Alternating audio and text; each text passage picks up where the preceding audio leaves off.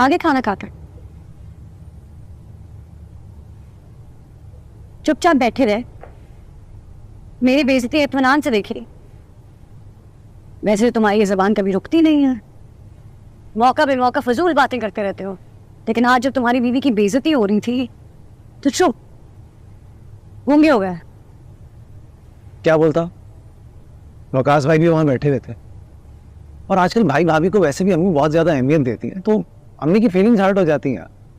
अब्बू की तबीयत वैसे ही ऑफ है, बहस करता तो फिर सीन बढ़ता, क्या होता फिर? वाह मुस्तफा, सबकी परवाह है तुम्हें। अम्मी का मूड, अब्बा की तबीयत, बहनोई के सामने फैमिली की इज्जत, भाई भाभी के एहसान, लेकिन अगर किसी की परवाह नहीं है तो वो मैं हूँ। इन सब की खातिर अगर मेरी बेइज्जती हो जाती है तो खैर है, कुछ नहीं होता है ना। एटलीस्ट मुस्तफा ने घर का माहौल तो चिल रखा ना, जैसे कुछ हुआ ही नहीं, मेरी बेइज्जती हुई नहीं है। तुम्हें लड़ना है, मुझे नहीं लड़ना। हाँ मुस्तफा, तुम्हारी भाभी ने मेरी बेइज्जती की तुम्हारे सारे घर वालों के सामने। हाँ, मेरे लड़ने का मूड है। तुम्हें नहीं लगता तुमने कोई गलती की है?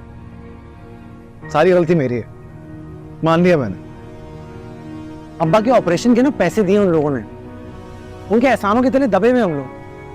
हाँ तो इसका क्या मतलब है कि रबाब जब चाहे जिसकी चाहे बेइज्जती करेगी? उस वक्त तुम लोग उनके एहसानों के नीचे दबे हुए होगे, मैं नहीं दबती। तो क्या करूं, गला दबा दूं उसका, सर फाड़ दूं उसका? कैसे खुश कैसे होगी तुम बताओ? तो कुछ ना करो, तुम कुछ करने के काबिल भी नहीं।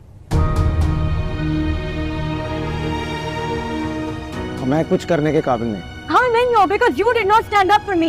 You did not try and protect my honor and my self-respect. मुझे दुख ज्यादा इस बात का नहीं है कि उसने मेरी बेइज्जती कर दी है, ज्यादा दुख इस बात का है कि तुमने कुछ बोला ही नहीं।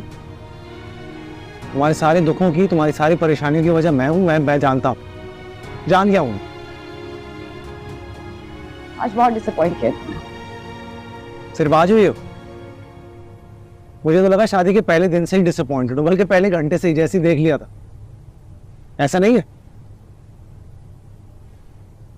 मुस्तफा, इस घर में ना पहले दिन से मेरे साथ ज्यादतियां हो रही हैं, ठीक है? तुम्हारी अम्मी को मैं पसंद नहीं हूँ, वो मेरे साथ रवैया ठीक नहीं रखती हैं, गधों की तरह सुबह से शाम मुझसे काम करवाती है, मेरी बेइज्जती करती है, उठते बैठते, सिर्फ मेरी नहीं मेरे घर वालों की भी। मैं वो सब सहती हूँ क्योंकि तुम मेरे साथ ठीक होते हो, लेकिन अगर तुम्हारा सलूक भी मेरे साथ ऐसे ही होना है तो मैं इस घर में हो ही क्यों? क्या कर रही हूँ मैं यहाँ पे? चले जाना चाहिए मुझे। जो तुम्हें बेहतर लगता है वो कर लो फिर। अपने लिए तो कुछ ना किया।